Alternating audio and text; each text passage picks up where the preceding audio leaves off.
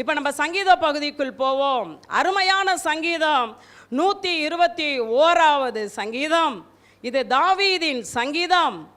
இந்த சங்கீதம் எல்லாருமே சின்ன பிள்ளையிலேருந்து முதியவர் வரை மனப்பாடம் செய்து சொல்லுகிற சங்கீதம். இதை டெய்லி என்ன செய்யலாம்? அந்த இந்த சங்கீதத்தை முழுசுமே என்ன செய்யலாம்? டெய்லி சொல்லலாம். அதில் போட்டிருக்கு பாருங்க, கர்த்தர் உன்னை எல்லா தீங்குக்கும் விலக்கி காப்பார். எங்களுக்கு பார்த்துக்கிட்டிங்களா? இப்போ உலகம் முழுவதும் தீங்கு தான், நம்மளை சுற்றி தீங்கு தான். 2 வீலரில் போகிறீங்க தீங்கு இருக்குது, 4 வீலரில் போகிறோம் தீங்கு இருக்குது. ஆனால் ஆண்டவர் சொல்கிறார், கர்த்தர் என்னை எல்லா தீங்கு இருக்கும், மனுஷனால் வர்றது, பிசாசுனால வர்றது, எல்லா தீங்கு இருக்கும் என்ன செய்வார் ஆண்டவர்? நம்மளை சொல்லுங்க, 2 தடவை சொல்லுங்க, கர்த்தர் என்னை எல்லா தீங்குக்கும் விலக்கி காப்பார். அடுத்து போட்டிருக்கு பாருங்க, பகலில் வெயில் ஆகிலும் இரவில் நிலவாகிலும் உன்னை 104 டிகிரி அடித்தாலும் சரி வெயில், 107 டிகிரி அடித்தாலும் சரி, வேதம் சொல்லுது பகலில் வெயில் உன்னை சேதப்படுத்தாது. ஆண்டவர் சொன்னார்னா சொன்னது தான், அதுக்குன்னு போய் வெயிலில் நிற்கணுங்கிறது இல்லை. அந்த நேரத்தில் நம்ம ட்ராவல் பண்ண வேண்டி இருந்துச்சுன்னா பகலில் வெயில் நம்மளை என்ன செய்யாது?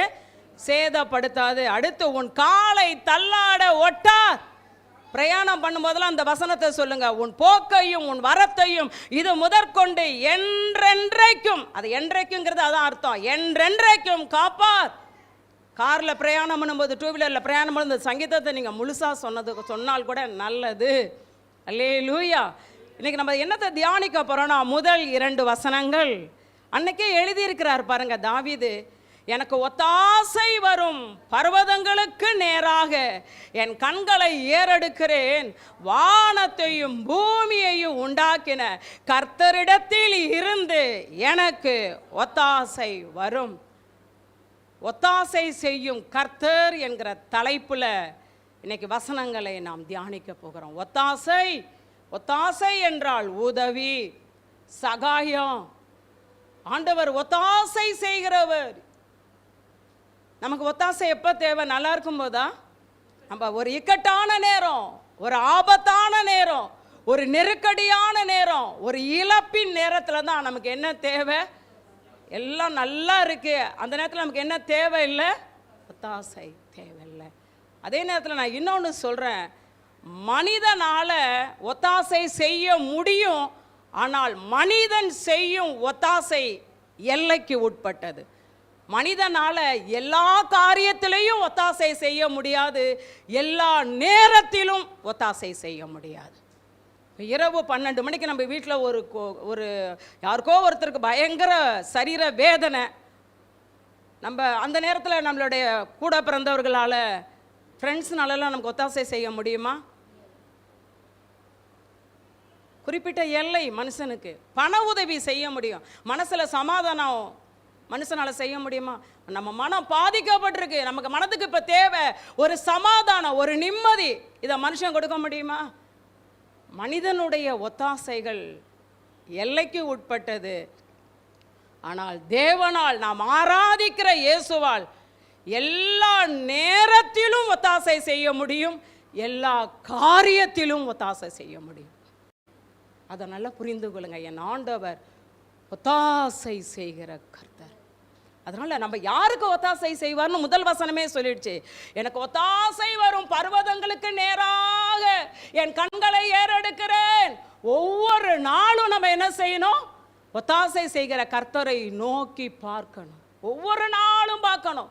காலையில் எழுந்ததுமே ஆண்டவரை நோக்கி பார்க்கணும். உண்மையிலே அந்த மக சொன்னால 10 குஷ்டரோகிகள், அதில் ஒருத்தர் தான் 10 பேரும் சுகம் அடைஞ்சாங்க, ஒருத்தர் மட்டும்தான் நன்றி சொன்னாங்க. 9 பேர் நன்றியா இல்லைன்னு இயேசு தூக்கப்பட்டார். ஒருத்தருக்கு தானே. மற்ற 9 பேர் எங்கே அப்படின்னா என்ன அர்த்தம்? அந்த 9 பேர் தானே குஷ்டரோகம் சுகமானுச்சு, ஏன் நன்றி சொல்ல வரலையா? ஹல்லேலூயா. நன்றி உள்ளவர்களா நம்ம இருக்கணும். எல்லா காரியத்திலையும் ஒத்தாசை செய்கிற கர்த்தரை நோக்கி அவன் என்ன செய்யணும்? டெய்லி என்ன செய்யணும்? நோக்கி பார்க்கணும். காலைல எழுந்ததுமே நம்ம கண்ணு எங்கே போகணும்? நியூஸ் பேப்பரையோ, கிச்சனையோ, காஃபியையோ இல்லை. காலையில் எழுந்ததுமே நம்ம கண்ணு என்ன செய்யணும்னா ஏறெடுத்து ஒத்தாசை அனுப்புகிற கர்த்தரை பார்க்கணும். ஒவ்வொரு நாளும் ஒத்தாசை அனுப்புகிற பர்வதமாகிய கர்த்தரை நோக்கி ஏறடுங்க.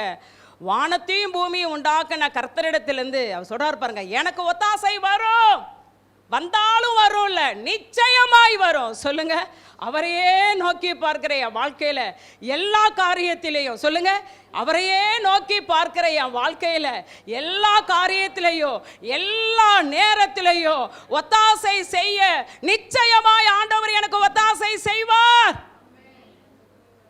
ஹல்லேலூயா. இதை புரிந்து கொள்ளணும். தாவீது புரிந்திருந்தார். வாசிக்கலாம் ஒரு வசனம், சங்கீதம் 57:3. இந்த சங்கீதக்காரர் சொல்கிறார், என்னை விழுங்க பார்க்கிறவன் என்னை நிந்திக்கையில் அவர் பரலோகத்தில் இருந்து ஒத்தாசை அனுப்பி என்னை ரட்சிப்பார். ஒரு தேவனுடைய பிள்ளையை சத்துரு நிந்திக்கிற நேரத்தில், சத்துரு வேதனைப்படுத்துகிற நேரத்தில் ஆண்டவர் என்ன செய்வார்னா, பரலோகத்திலிருந்து ஒத்தாசை அனுப்பி என்னை ரட்சிப்பார், என்னை விடுவிப்பார். ஹல்லேலூயா, ஹல்லேலூயா. நீங்கள் 2 நாளாகமம் 25:8 பின்பகுதியை பார்ப்பீங்கன்னா, இந்த இஸ்ரவேல் ராஜா சொல்லுவார், ஒத்தாசை செய்யவும் விழ பண்ணவும் தேவனாலே கூடும். ஒத்தாசை செய்ய இயேசுவால் கூடும். சொல்லுங்க, எனக்கு ஒத்தாசை செய்ய இயேசுவால் கூடும். இயேசுவால் மட்டும்தான் கூடும்.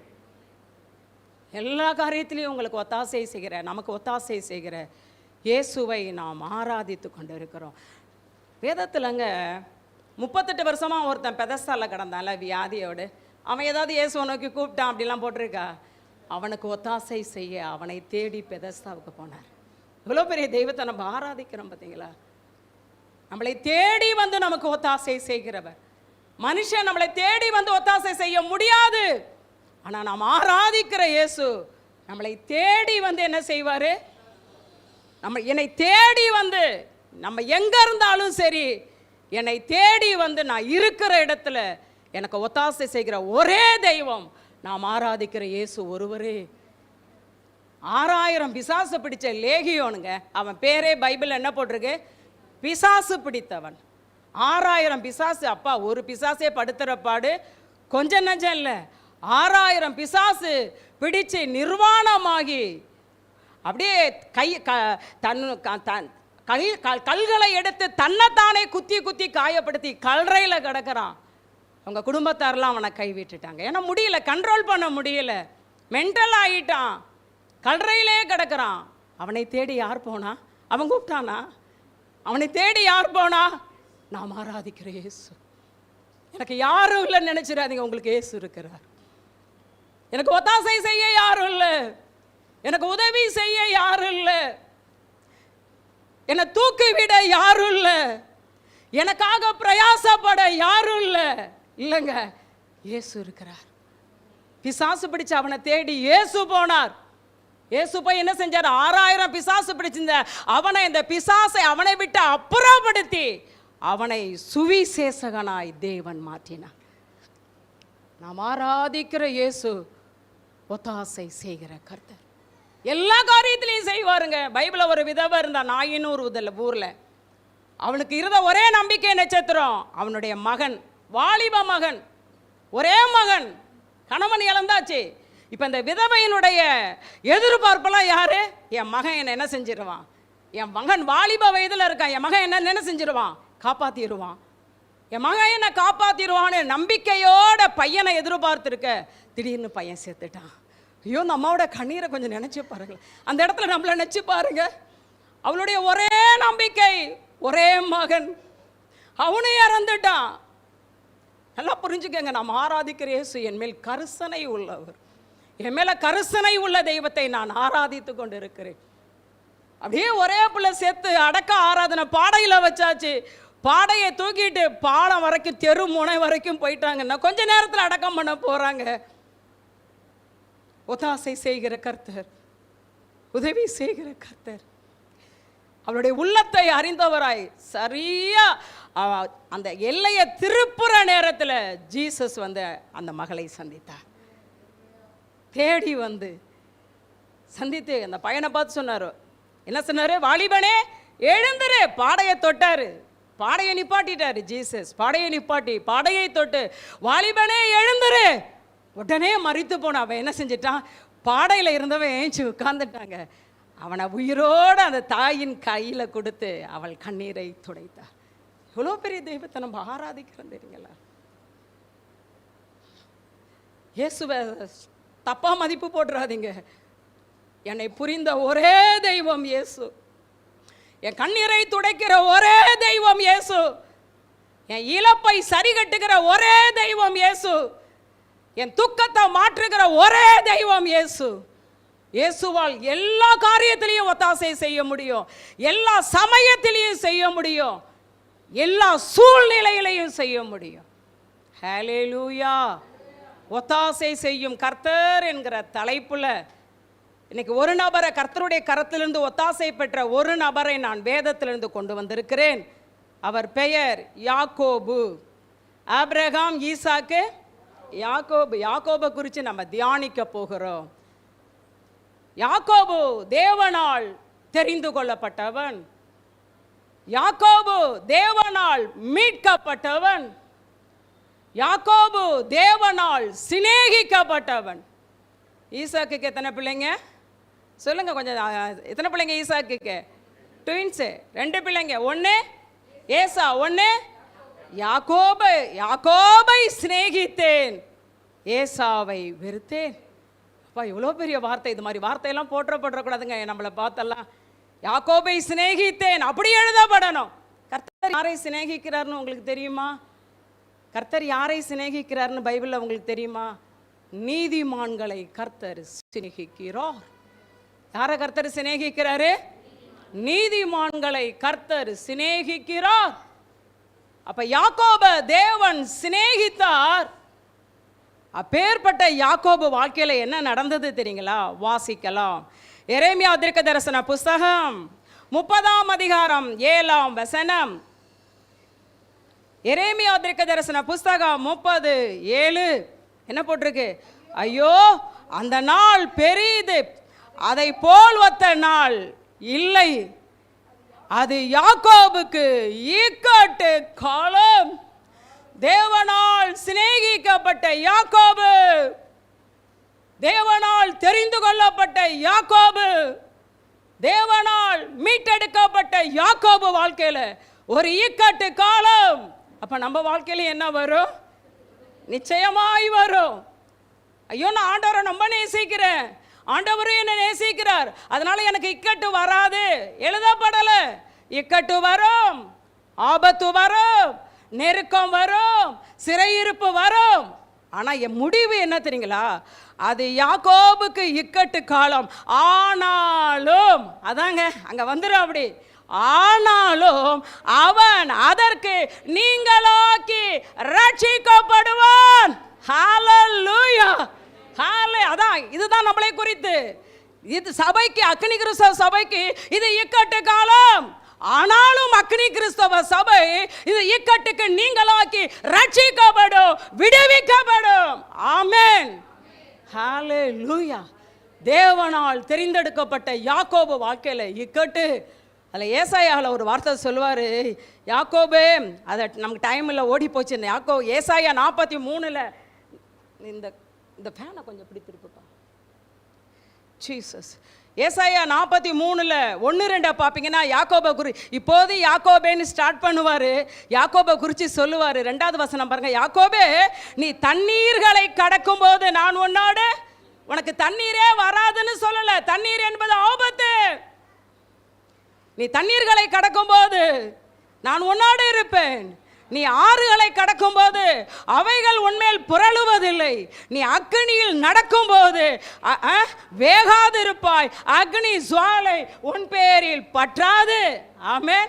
உன் வாழ்க்கையில் அக்னியே வராதுன்னு சொல்லலை, உன் வாழ்க்கையில் ஆறே வராது, போராட்டமே வராதுன்னு சொல்லலை.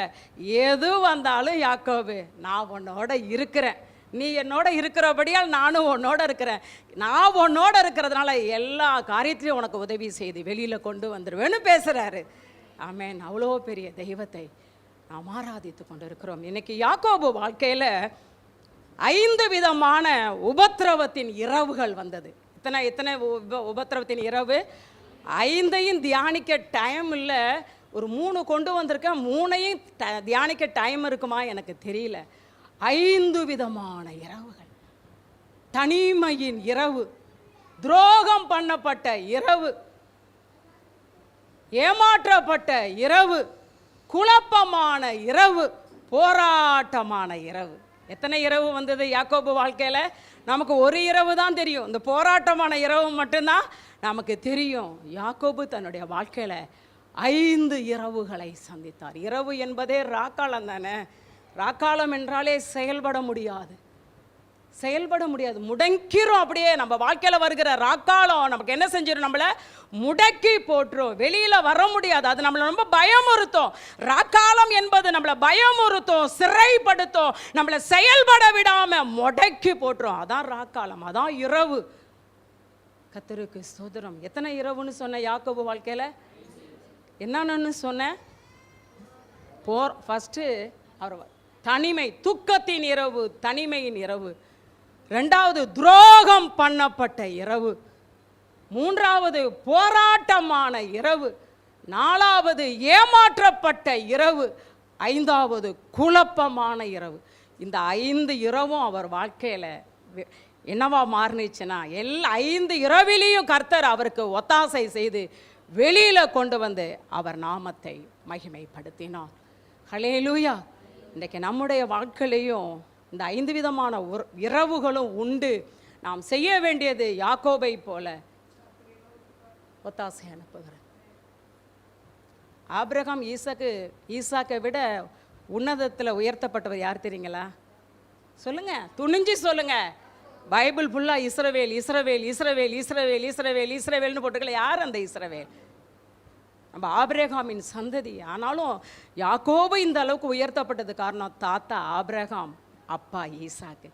நம்ம ஆபிரகாம் ஈசாக்கு மாதிரி இருந்துட்டா நம்ம பெற்றெடுத்த தலைமுறையை குறித்து கவலையே படாதீங்க. நம்ம நிமித்தம் என்ன செஞ்சிருவாரு? நம்ம தலைமுறையை கர்த்தர் என்ன செஞ்சிருவாரு? பேசுங்க, நினைவு கூர்ந்து விடுவார். ஆபிரகாமை விட யாக்கோபு தான். அடிக்கடி பைபிள் ஃபுல்லா பாருங்க, இஸ்ரவேலின் தேவன், இஸ்ரவேலின் தேவன், இஸ்ரவேல் இஸ்ரவேல் இஸ்ரவேல், எல்லாம் யாக்கோபு தான். அவர் வாழ்க்கையில் வந்த 3 இரவுகளை கொஞ்சம் பார்க்கலான்னு நினச்சிருக்கேன். டைம் அப்படி போகட்டும். முதலாவது அவர் சந்தித்த இரவு என்ன தெரியுங்களா? தனிமையின் இரவு. ஆதியாகமம் 28:10க்கு வாங்க. ஆதியாகமம் 28:10க்கு வாங்க. என்ன போட்டிருக்கு? யாக்கோபு பெயர்செபாவை விட்டு புறப்பட்டு ஆரோனுக்கு சரி, நான் பாருங்க ஆரோனே படித்து ஆரோனே எழுதியிருக்கேன். ஆரானுக்கு போக பிரயாணம் பண்ணி ஒரு இடத்திலே வந்து சூரியன் அஸ்தமித்தபடியினால். நம்ம வாழ்க்கையில் சில நேரத்தில் சூரியன் அஸ்தமிக்குது இல்லை? நம்ம வாழ்க்கையில் சில நேரங்களில் என்ன செய்யுது? சூரியன் என்ன செய்யுது? சூரியன் அஸ்தமிச்சா நம்ம வாழ்க்கையில் என்ன வந்துடும்? இருள். அப்ப அவர் வாழ்க்கையில் சூரியன் அஸ்தமித்தபடியினால் அங்கே ராத்தங்கி அவ்விடத்து கற்களில் ஒன்றை எடுத்து தன் தலையின் கீழ் வைத்து அங்கே நித்திரை செய்ய படுத்து கொண்டான். இந்த யாக்கோபு யார் தெரியுங்களா? ஈசாக்குடைய 2வது மகன். இவன் குணசாலி, கூடாரவாசி. யாக்கோபு தாயோட முந்தானியை பிடிச்சிக்கிட்டே தெரியுவார். வாலிப வயதுலையுமே சில பிள்ளைங்க அப்படியே தெரியல. ஆனால் ஏசா வீடே தங்க மாட்டார், அவர் வேட்டையாடிட்டே இருப்பார். ஆனால் யாக்கோபு வீட்டை விட்டு வெளியிலே எப்போது யார் பின்னாடியே தான் போவார்? அப்பா பின்னாடியெல்லாம் இல்லை, யார் பின்னாடியே தான்? அம்மாவுடைய புடவை பிடிச்சிக்கிட்டே அப்படியே பின்னாடி அம்மா சொல்கிறதே கேட்டுட்டு பெரிய தப்பு பண்ணிட்டார் யாக்கோபு. வாலிப வயதில் ஆண்டவருடைய தெரிந்தெடுப்பில் யாக்கோபு தான் இருந்தார். ஆனால் அம்மாவுடைய ஆலோசனையை கேட்டு யாக்கோபு என்ன பண்ணிட்டாரு? துணிஞ்சு சொல்லுங்க, தப்பு பண்ணிட்டாரு. தயவு செய்து குடும்பத்தில் உள்ள யாரோ ஒருத்தருடைய ஆலோசனையை கேட்டு தேவ திட்டத்தை விட்டு விலகிறாதீங்க. அதான் டேஞ்சர். அம்மாவுடைய ஆலோசனை கேட்டு தப்பு பண்ணிட்டு ஏமாத்திட்டார்ல. அவருக்கு ஏன் அந்த 5 இரவு தெரியுமா? ஏமாத்தினதுனால தான். அம்மாவுடைய ஆலோசனைக்கு கீழ்ப்படிந்து அண்ணனை ஏமாத்தினார்ல, அண்ணனை 2 முறை ஏமாத்தினார்ல, அப்பாவை ஏமாத்தினார்ல. அதனால தான் அவர் வாழ்க்கையில் 5 இரவுகள், 5 இரவு தப்பு பண்ணாலும் 5 இரவுகள் வந்தாலும் ஆண்டவரை நோக்கி பார்க்கும்போது அவர் ஒத்தாசை அனுப்புகிறவரா. அம்மா சொல்கிறாங்க, அப்பா சொல்கிறாங்கன்னு சொல்லி தேவ திட்டத்துக்கு விரோதமான ஒன்றை என்ன செஞ்சிடாதீங்க, செஞ்சிடக்கூடாது. அம்மா போய் சொன்னா, அப்போ அப்பா ஆசீர்வதிக்கிறேன்னு சொல்கிறாரா, அப்பா சாப்பிட்றாரா, ஆசீர்வதி நீ ஓடுற, நீ போய் ஆசீர்வாதத்தை வாங்கிக்கடா, நீ ஏசாவுடைய ட்ரெஸ்ஸை போட்டு போய் ஏமாத்துடாங்கிறான். அவன் சொல்கிறான் இல்லை இல்லைங்கிறான். ஆனாலும் நீ போடா நான் பார்த்துக்கிறேன், நீ போடானதும் போய் என்ன செஞ்சிட்டான், ஏமாத்திட்டான். யாரை ஏமாத்திட்டான், அப்பாவையும் அண்ணனையும் ஏமாத்திட்டான். கண்ணு தெரியாத அப்பாவை ஏமாத்திட்டான், அண்ணனை ஏமாத்திட்டான். இப்போ ஏசா யாக்கோபை கொல்லணும் அப்படின்னு அவன் முயற்சி எடுக்கும்போது தாய் சொல்கிற ஆலோசனை கொடுத்தால, அந்த தாய் சொல்கிறா, மகனே அண்ணன் உன்னை கொல்லணும்னு நினைக்கிறான், அதனால் நீ மாமா வீட்டுக்கு போயிரு, மாமா வீட்டில் போய் மாமா பொண்ணில் ஒரு பொண்ணை மேரேஜ் பண்ணி அங்கே நல்லா இருடா, நீ போயிரு. போன நீ நான் சொல்கிற வரைக்கும் திரும்ப வரக்கூடாதுங்கிறாளே தாய். தாய் என்ன சொல்லி அனுப்புனா, நீ போயிரு ஆனால் வீட்டுக்கு திரும்ப. இது எவ்வளோ பெரிய வார்த்தை. என்ன தாய் தாய் தாய் தாயின்னு சுத்தினாரு. இப்போ தாய் சொன்ன வார்த்தை என்ன, இதுதான் புரிந்துக்கோங்க. தேவ திட்டத்தை விட்டு விலகனா இது மாதிரி சில காரியத்தில் ஆண்டவர் விளையாடி விடுவார். ஆண்டவர் மன்னிக்கிறவர் தான், நம்ம பாவத்தை ஆண்டவர் மன்னிக்கிறவர் தான். ஆனால் சில விளையாடுவார் பாருங்க, நல்லா விளையாடுவார். நம்ம ஆண்டவர் நல்லா விளையாடுவார். ஹல்லேலூயா. இப்போ தாய் சொல்ற, நான் சொல்ற வரைக்கும் நீ என்ன செய்யக்கூடாது, வீட்டுக்கு வரக்கூடாது, அந்த டோரை க்ளோஸ் பண்ணிட்டு நீ போயிரு, மாமா வீட்டுக்கு போயிரு அப்படிங்கிறா. திடீர்னு மாமா வீட்டுக்கு போ அப்படின்னா இவன் கூடாரத்துக்குள்ளே வாழ்ந்தவனுக்கு ஈஸியாக கடினமாது. மாமா வீட்டுக்கு போகிற வழி விமானத்தில் போகிறதுல இல்லை, காரில் போகிறதுல இல்லை, 2 வீலரில் போகிறதில்ல, வனாந்தரத்தில் நடைபாதையாய். ஹல்லேலூயா. ஒன்றுமே செய்ய முடியல. ஆனால் அவங்க அப்பா ஒரு காரியம் செஞ்சாருங்க. நேற்று அதை படிச்சுட்டு ரொம்ப கண்ணீர் கூட எனக்கு அவ்வளோ வந்தது. அப்பா பிள்ளைய கூப்பிட்றாரு, யாக்கோபு ஏமாத்திட்டான், பிள்ளைய கூப்பிட்றாரு பாருங்க. கூப்பிட்டு, யாக்கோபு நீ மாமா வீட்டுக்கு போயிடுறா, மாமா வீட்டுக்கு போய் மாமா பெண் பிள்ளைகளை ஒரு பிள்ளைய நீ மேரேஜ் பண்ணிக்க, நீ தயவு செய்து கானானிய பொண்ணை திருமணம் பண்ணிடாதன்ட்டு சொல்கிறாரு. நீ நல்லா இருப்படா, நீ உன்னுடைய ஃபியூச்சர் நல்லா இருக்கும்டா. அதெல்லாம் சொல்ல எனக்கு டைம் இல்லை. நிறைய வார்த்தைகளை உன் சந்ததி, அப்பா பூமியின் வம்சமே ஆசீர்வாதமாக இருக்கிற அளவுக்கு உன் சந்ததி இருக்கட்டும். என்ன கல்யாணமே ஆகலை, அவ்வளோ அப்படியே ஆசீர்வதித்து வீட்டை விட்டு வெளில போடாங்கிறாரு. ஆசீர்வதிச்சு என்னது, வீட்டை விட்டு வெளியில் போடா அப்படிங்கிறாரு. ஈசாக்கு என்னென்ன ஆசீர்வதிச்சாரோ அதே ஆசீர்வாதத்தை கர்த்தரும் அப்படியே சொல்லுவார் பாருங்க, ஒன்று தவறாமல் சொல்லுவார். அப்போ அதுதான் பிரமிக்க வைத்தது. ஹல்லேலூயா, ஹல்லேலூயா. இப்போ வெளியில் போடானாச்சு. இப்போ அப்பா என்ற உறவை பிரிந்து, அம்மா என்கிற உறவை பிரிந்து, அண்ணன் என்கிற உறவை பிரிந்து திடீரென்று தனிமைப்படுத்தப்பட்டு வனாந்தரத்தில் நடந்து போகிறாரு. எவ்வளோ துக்கத்தின் இரவு, தனிமையின் இரவு. அதனால தான் ஆண்டவர் சொன்னார், மனிதன் தனிமையாக இருப்பது நல்லதே கிடையாதுங்க. ஒருத்தன் விழுந்தா இன்னொருத்தன் என்ன செய்யணும், தூக்கி விடணும். அதனால தான் ஆண்டவர் ஊழியத்துக்கு அனுப்பும்போது ஊழியர்களை 2 பேரை தான் அனுப்புனார். தனிமை என்பது நல்லதல்ல. ஆனால் சில பிரச்சனை, இக்கட்டு, நெருக்கம், ஆபத்துன்னு வரும்போது நம்ம தனிமையாக தான் ஃபேஸ் பண்ண வேண்டி இருக்கும். கொரோனாவில் தனிமையாக தான் கிடந்தேன் ஒரு 5 இரவுகள். யாரையும் பார்க்க முடியாது. தனிமை என்பது, சிலர் நல்லா இருக்குங்கிறாங்க, என்னை பொறுத்த வரைக்கும் தனிமை என்பது கொடுமையே. ஹல்லேலூயா. தனிமைப்படுத்தப்பட்டான் பார்த்தீங்களா, உறவுகள் இருந்து அப்படியே துக்கத்தோடு. ஐயோ நான் அடுத்த வேளை சாப்பாட்டுக்கு என்ன பண்ணுவேன், அவனுக்கு அதெல்லாம் இருக்கு, அதெல்லாம் கேட்குறான் ஆண்டவர்கிட்ட. நான் சாப்பாட்டுக்கு என்ன பண்ணுவேன், நான் வஸ்திரத்துக்கு என்ன பண்ணுவேன், நான் வனாந்திரத்தில் போகிறேன், எனக்கு வனாந்திரத்தில் எவ்வளோ மிருகம் இருக்கும், என்னை பீரிய போட்டுருந்துச்சுன்னா என்ன ஆகும்? அம்மாவும் வீட்டுக்கு ஐயோ உபத்திரம் தாங்க முடியலன்னு தாய் வீட்டுக்கு வரக்கூடாதுன்ட்டா. தாயும் வரக்கூடாது, நான் சொல்லி அனுப்புகிற வரைக்கும் வரக்கூடாதுன்னா கடைசி வரைக்கும் சொல்லி விட்டாளா? ஆண்டவர் எடுத்துட்டாரு. நீ வா, நீ சொல்லி வர, நான் சொல்கிற வரைக்கும் வர வேண்டாம்ல, இல்லை நான் சொல்கிறேன் வா மேலே வந்துரு. நான் செத்து போவேன்னு சொன்னேன், ஈசாக்கு செத்தாரா? செத்து போவேன்னு சொன்ன ஈசாக்கு சாவல. நான் சொல்கிற வரைக்கும் திரும்ப வரக்கூடாதுன்னு சொன்னேன். ரெபெக்காள் மரித்தாள்.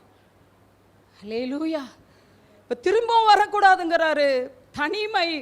அப்படியே போயிட்டே இருக்காரு, வனாந்திரத்தில் போயிட்டே இருக்க. மாமா வீடு தெரியாது, ஒன்றும் தெரியாது, போயிட்டே இருக்கிறாரு. திடீர் மாலை வந்தால் சூரியன் என்ன செய்யும்?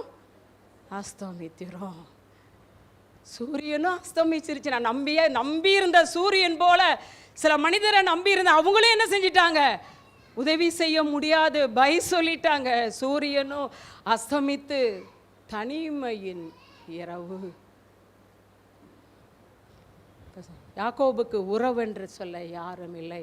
அதான் சொந்தமென்று சொல்லிக்கொள்ள. இதாங்க உண்மை. உம்மை விட சொத்து என்று அள்ளிக்கொள்ள.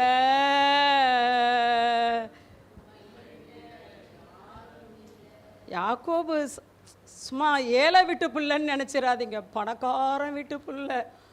அந்த நாளில் பணக்காரங்க வீட்டில் என்னென்ன இருக்குமோ எல்லாம் யாக்கோபு வீட்டில் இருந்ததுங்க. நல்ல வஸ்திரம் உடுத்தி, நல்ல ஆகாரம் உண்டு. நல்ல பணக்கார வீட்டு பிள்ளை திடீர் என்று வனாந்திரத்தில் தனித்து விடப்பட்டு போடுற. அங்கேயே தூங்கணும் என்ன இல்லை. நாள் வீட்டில், அடுத்த நாள் வனாந்திரத்தில். எதிர்பார்க்கவே இல்லை. வீட்டில் தலைவாணி வச்சு நல்லா படுத்திருப்பார். இங்கே என்ன வைகின்றிருந்தது? ஒரு கல்லை எடுத்து வச்சு படுத்திருக்கிறார். அவர் கண்ணீர் வடிச்சிருப்பாரா? வச்சிருக்க மாட்டாரா?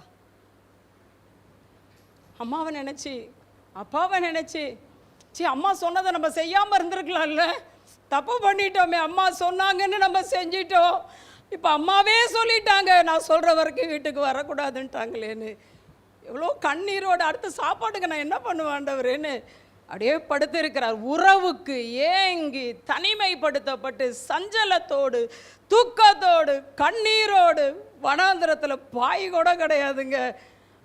அந்த நாளில் பெட்டில் படுத்திருப்பார். இல்லை எப்படியும் வளர்ந்துருக்கலாம். ஒரு பாய் கூட கிடையாது, ஒரு பில்லோ கிடையாது. பணக்காரன் வீட்டு பிள்ளை அப்படியே தரையில் வனாந்திரத்தில் கல்லை எடுத்து தலையில் வச்சு அழுதுகிட்டே அப்படியே படுத்தவர் தூங்கிட்டார். நம்ம ஆண்டவர் யாருன்னு தியானிச்சுக்கிட்டு இருக்கோம்? ஒத்தாசை. என்ன பண்ணிட்டார் தெரியுங்களா? ஆண்டவர் தூக்கத்தில் வந்து நின்றுட்டாரே, யாக்கோப்ட வந்து நின்றார். அல்லேலூயா, ஸ்தோத்திரம் உண்டாவதாக.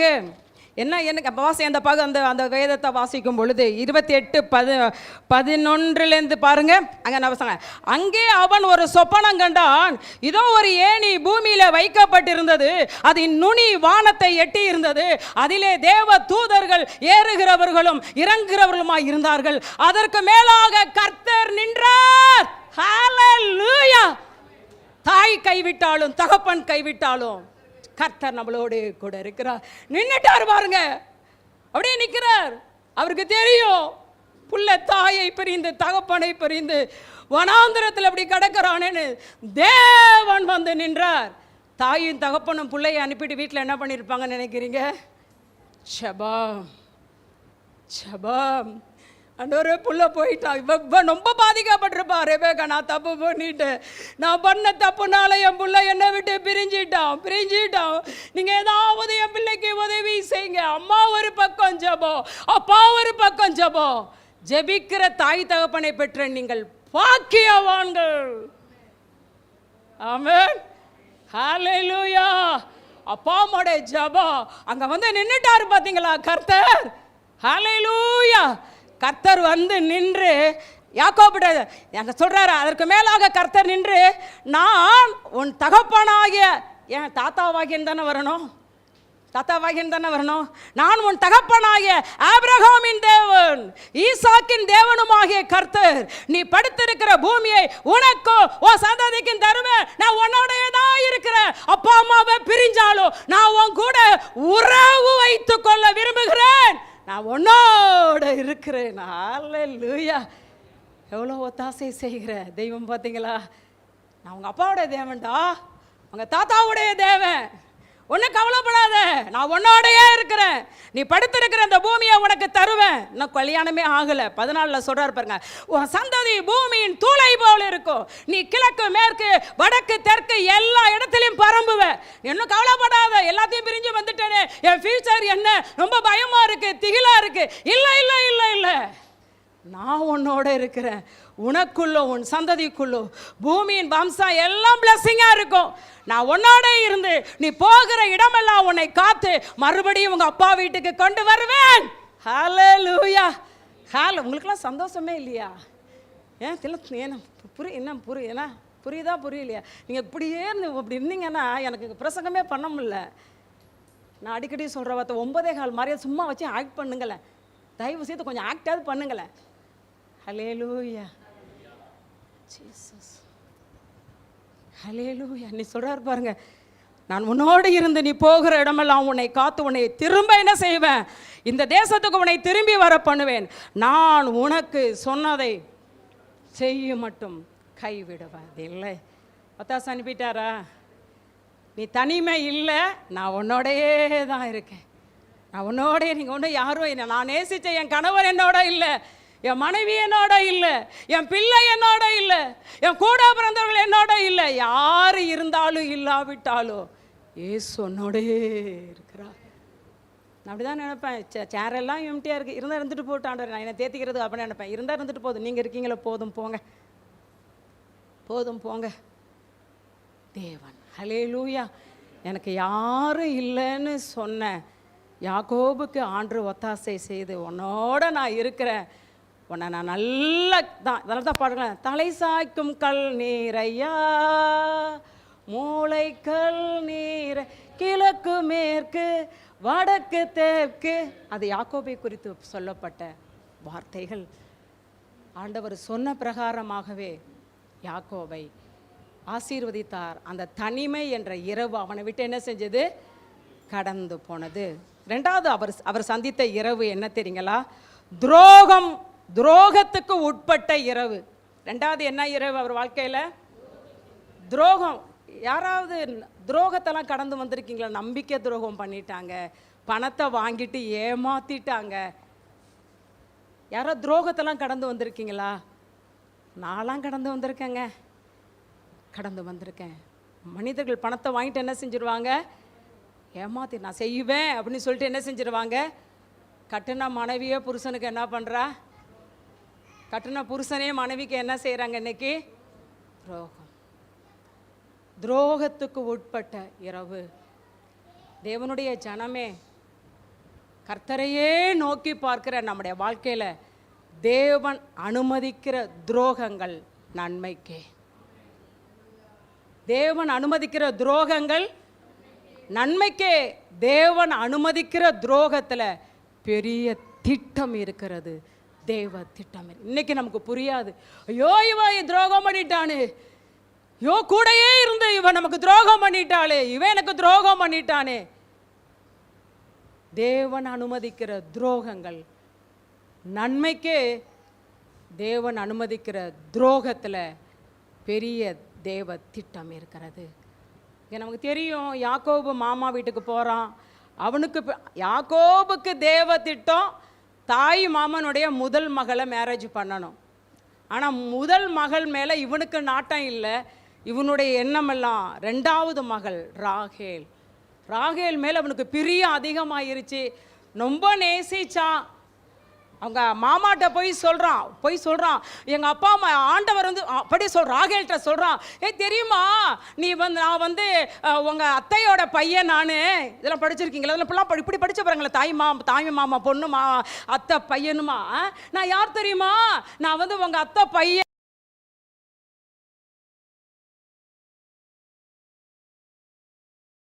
தேவ திட்டம் ராகேல் கிடையாது, மாமா பொண்ணு தேவ திட்டம். ஆண்டவர் என்ன சொல்லியிருக்க தெரியுமா, உங்க தாய் மாமா பொண்ணை தான் நான் கல்யாணம் பண்ணிக்கணும்னு சொல்லியிருக்கிறாரு. அதான் வந்திருக்கிற.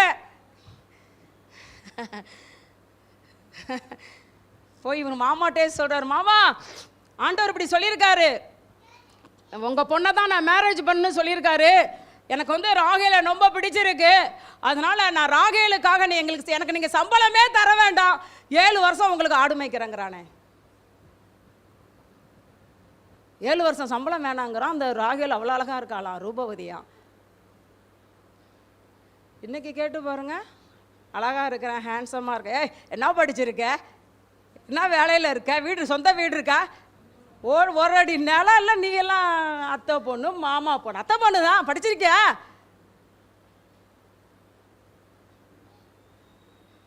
இன்னைக்கு கதைக்கு ஆகுமா? அன்னைக்கு போய் மாமாட்ட சொல்கிறான், எனக்கு ராகேலை பிடிச்சிருக்கு, ராகேலுக்காக நான் 7 வருஷம் என்ன செய்கிறேன், ஆடு மேய்க்கிறேன், எனக்கு என்னவே தர வேண்டாம், சம்பளமே தர வேண்டாம். அவனுக்கு எப்படி இருக்கும் மாமனுக்கு? அவன் பக்கா ஏமாத்துக்காரன், லாபான யாக்கோபை முழுங்கிருவான் லாபான். அது சொன்னால ஆண்ட யாக்கோபை அப்பா மன்னிச்சாலும் ஆண்டு மன்னிக்கணும்ல, அது இருக்குல்ல. அதான் விளையாடுவார்னு சொன்னால நல்லா விளையாடுவார். என்ன பண்ண அப்போ 7 வருஷம் அப்பா ரொம்ப ஜாலியாக வருது யாக்கோபுக்கு. 7 வருஷம் கழிச்சு பத்திரிக்கை அடிச்சாச்சு, டும் டும் டும் டும் டும் டும், யாக்கோபுக்கும் ராகேலுக்கும் கல்யாணம், டடடடடட, அப்படியே தகதகன்னு அப்படியே பத்திரிக்கையெல்லாம் ஜொலி ஜொலின்னு ஜொலிக்குது. பழைய நினைவு வருதா? எங்கே சிஸ்டர் வருது பழைய நினைவு? அது மாதிரியா யாக்கோபு மாதிரியா எனக்கு கிடச்சிருக்கு பழைய நினைவு வர? ஒருத்தருக்குமே வரலையா? யாரோ ஒருத்தி தலையாடுறாப்பா, அவளுக்கு வருதான். அவனும் ராகேலும் யாக்கோபுன்னு நினைக்கிறேன்.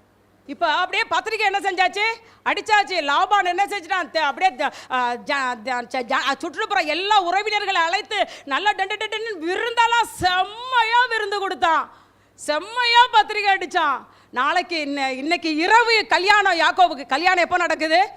இரவு நடக்குது. யாக்கோபுக்கு இன்று இரவு கல்யாணம். லாபான் பார்த்தா, நல்லா குடிங்க மாப்பிள்ள, திராட்சரசம் குடிங்க மாப்பிள்ள, திராட்சரசம் குடிங்க மாப்பிள்ள. அப்போ தானே கொஞ்சம் மயங்குவார் யாக்கோபு. திராட்சரசம் குடிங்க மாப்பிள்ள, திராட்சரசம் குடிங்க மாப்பிள்ள. யாக்கோபு நிறைய குடிச்சு திராட்சரசம் குடிச்சிட்டாரு போல இருக்கு. குடிச்சு கல்யாண மாப்பிள்ளையா உட்காந்துருக்காரு. டும் டும் டும் டும் டும், தாலி கட்டுங்க மாப்பிள்ள, தாலி கட்டுங்க மாப்பிள்ள. தாலி கட்டினாரு. யாரு கட்டினாரு? இல்லை தாலி கட்டினாரு. எல்லாம் முடிஞ்சிச்சு.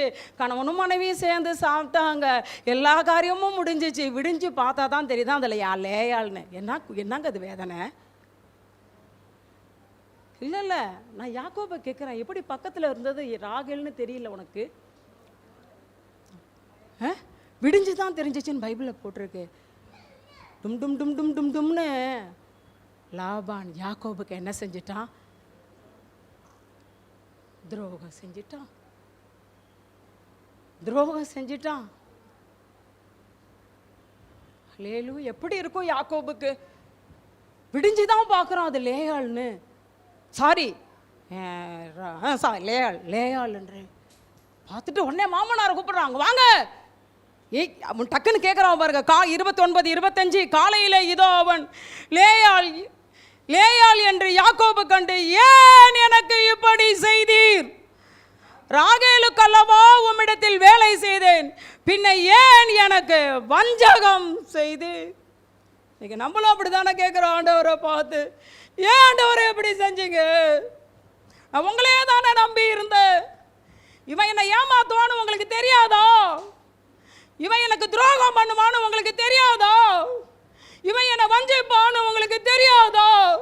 ஏன் ஆண்டவரே இப்படி செய்தீர்? அல்லேலூயா. அவனால் எப்படி இருந்திருக்கும் அந்த அந்த நாள் எப்படி இருந்திருக்கும் அவனுக்கு? தாங்க முடியா துக்கம், துரோகம். இது துரோகமாக இருந்தால், நான் இன்னொன்று சொல்கிறேன், இதில் ஏன் துரோகம் நடந்தது தெரியுமா? நீ உங்கள் அண்ணனை ஏமாத்தினல, உங்கள் அப்பாவை கண்ணு தெரியாத உங்கள் அப்பாவை பகலில் ஏமாத்தின, கண்ணு தெரிஞ்ச உன்னை உன் மாமா ராத்திரியில் ஏமாத்தினா. ஹல்லேலூயா. துரோகத்தின் இரவு. காலைல எழுந்துச்சு அழுகிறான், ஏன் இப்படி செஞ்சீங்கன்னு. ஆனால் அந்த துரோகத்தில் தேவ திட்டம் இருந்தது. ஆமென். அந்த துரோகம் யாக்கோபு லைஃப்பில் தேவன் நன்மைக்கு ஏதுவாக அனுமதிக்கப்பட்ட துரோகம். அவரை விடிஞ்சதுமே அவன் கேட்டான் மாமனார்ட்ட. மாமனார் உடனே சொல்லிட்டா, சரி ஓகே நான் வந்து இப்படி ஒரு காரியம் அதனால தான் செஞ்சுட்டேன், ஆனாலும் நீ நேசித்த ராகேலை நான் உனக்கு திரும்ப தரேன், இன்னும் 7 வருஷம் என்கிட்ட சும்மாவே வேலை பாருன்னாங்க. அதான் நம்ம யாரைக்கும் துரோகம் பண்ணிடக்கூடாது. நம்ம விதைச்சது ஒரு படியாக இருக்கும், அறுக்க வேண்டியது மூட்டை மூட்டையாக இருக்கணும். நம்ம யாருக்காவது துரோகம் பண்ணிட்டோம்னா நம்ம செஞ்ச துரோகம் கொஞ்சமாக இருக்கும், ஆனால் அறுவடை எப்படி இருக்கும்? மூட்டை மூட்டையாக. 14 வருஷம் சம்பளம் இல்லாமல் ராகேலுக்காய் மறுபடியும் 7 வருஷம் இருந்தால் இதில் நன்மை, இதில் ஆண்டு செஞ்ச ஒத்தாசை என்னன்னா, ஆண்டவருடைய திட்டம் யாக்கோபுக்கு லேயாள் தான். லேயாள் வழியாய் ஆண்டவர் செய்த காரியம், ஆளுகை செய்கிற யூதாவை கொடுத்தார், ஆராதனை செய்கிற லேவியை கொடுத்தார். ஆமென். நீ ஒன்றும் கவலைப்படாத யாக்கோபு, லேயாள் வந்துட்டாலே அப்படின்னு சொல்லி கவலைப்படாத. லேயாள் வழியாதான் ஆளுகை செய்கிற யூதாவை தரப்போகிறேன், ஆராதனை செய்ய போகிற லேவியை தரப்போகிறேன். உன் லேயாள் வழியாய் பிறந்த யூதா வழியாகத்தான் நானே பிறந்து உன் தலையை நான் கனப்படுத்த போகிறேன் என்று அந்த துரோகத்தை கர்த்தர் நன்மையாக மாற்றினார். ஹல்லேலூயா, கர்த்தருக்கு ஸ்தோத்திரம். அந்த இரவும் அவனுக்கு ஆண்டவர் அதை சந்தோஷமான இரவாக மாற்றி தந்தார். அப்படியே கண்களை மூடுவோமா, நமக்கு நேரம் இல்லை. ஒத்தாசை அனுப்புகிற கர்த்தர், எல்லா காரியத்திலையும் ஒத்தாசை செய்கிறவர். இன்னைக்கு உங்களுக்கு எந்த காரியத்தில் ஒத்தாசை தேவை ஆண்டவர்கிட்ட சொல்லுங்கள். ஆண்டவரே, இந்த பர்டிகுலர் காரியத்தில், இந்த ஒரே ஒரு காரியத்தில் நீங்கள் எனக்கு ஒத்தாசை செய்யுங்கப்பா. என் பிள்ளையோடைய படிப்பின் காரியம், என் பிள்ளையோடைய திருமண காரியம், என் வாழ்க்கை கட்டப்படுகிற காரியம், இந்த வியாதியிலிருந்து சுகமடைகிற காரியம், இந்த கடன் பிரச்சனையிலிருந்து வெளியில் வருகிற காரியம். ஆண்டவரே, நான் வெட்கப்பட்டு நிந்திக்கப்பட்டு அவமானப்பட்டு நிற்கிற இந்த பர்டிகுலர் காரியத்தில், யாக்கோபு வெட்கப்பட்டு அவமானப்பட்டு நின்ன பர்டிகுலர் காரியத்தில் யாக்கோபு வெட்கத்தை மாற்றின கர்த்தர் என் வெட்கத்தையும் மாற்றுங்க ஆண்டவரே. பிள்ளைங்க கேட்குற காரியத்தில் ஒத்தாசை செய்து உங்கள் நாமத்தை மகிமைப்படுத்துங்க. இயேசுவின் நாமத்தில் பிதாவே, ஆமென் ஆமென். God bless you, God bless you. ஒரு பாடல் பாடுகிறது கதை காணிச்சு மனம் வந்து உற்சாகமாக கொடுக்கலாம்.